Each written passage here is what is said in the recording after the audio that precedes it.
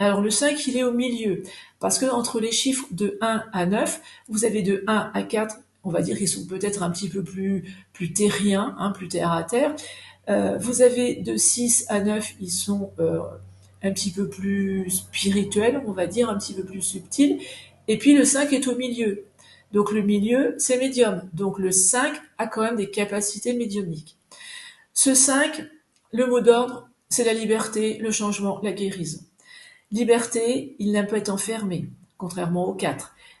Il n'aime pas du tout qu'on l'empêche. Il a besoin de liberté, de mouvement, de changer, de guérison.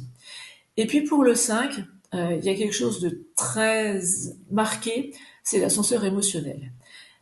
C'est vraiment les montagnes russes. Ce 5, il peut très bien se lever de très bonne humeur.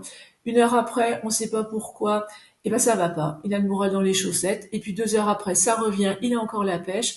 Ça change tout le temps. Alors c'est vrai que c'est hyper épuisant pour les personnes qui sont en 5.